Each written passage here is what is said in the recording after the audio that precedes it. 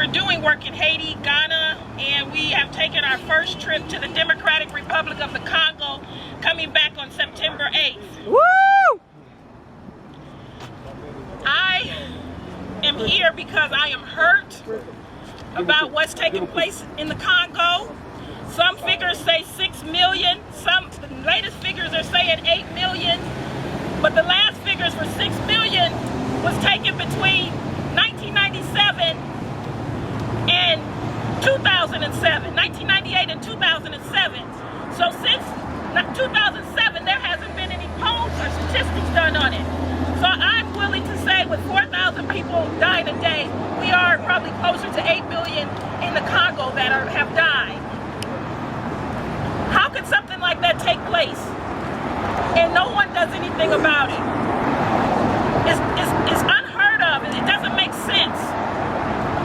I polled hundreds of rape survivors in Goma to Bukavu.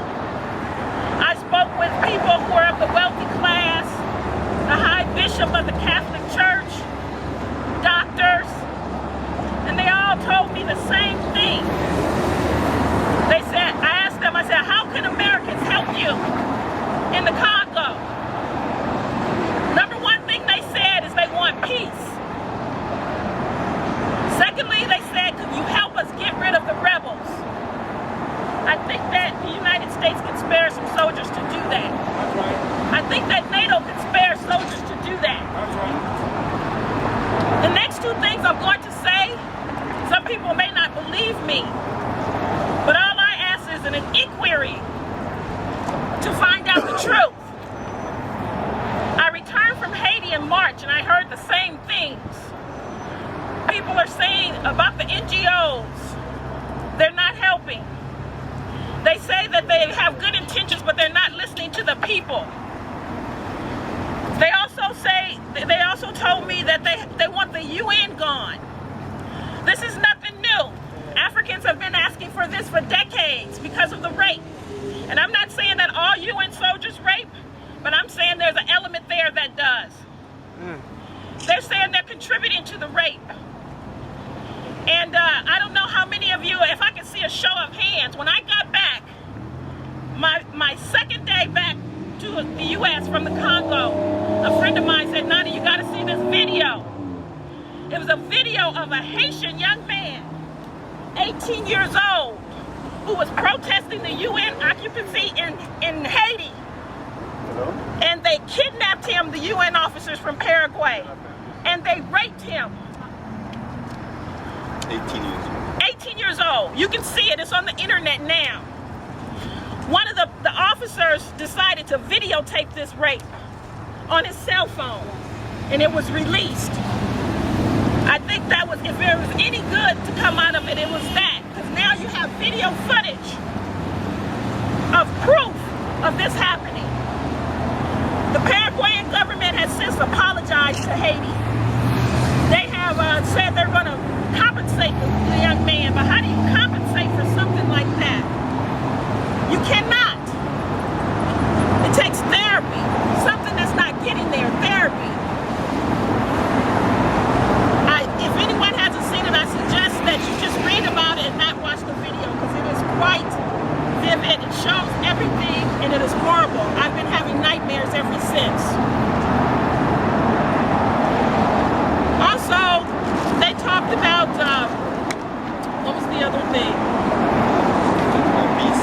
They talked about peace, UN, and they talked about, they wanted help on how to strategize on how to help them.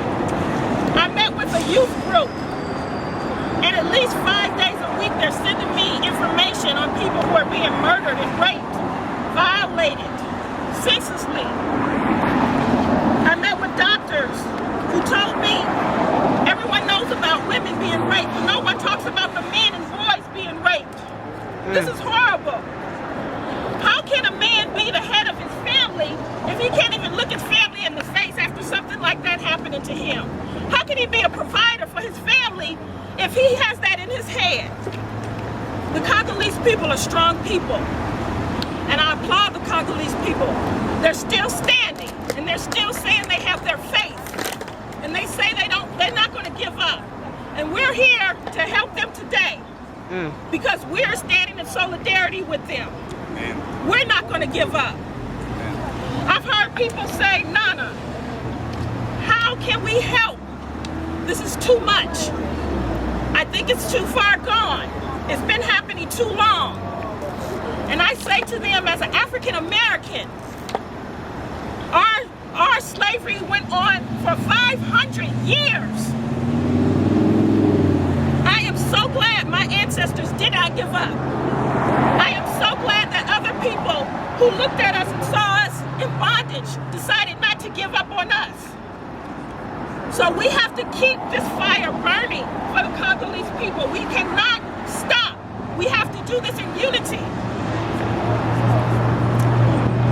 Next year, we're working on an international march for the Congo, an international.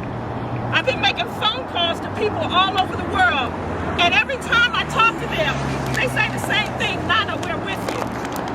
We're with you. We want to make so much noise that the news media has to come out.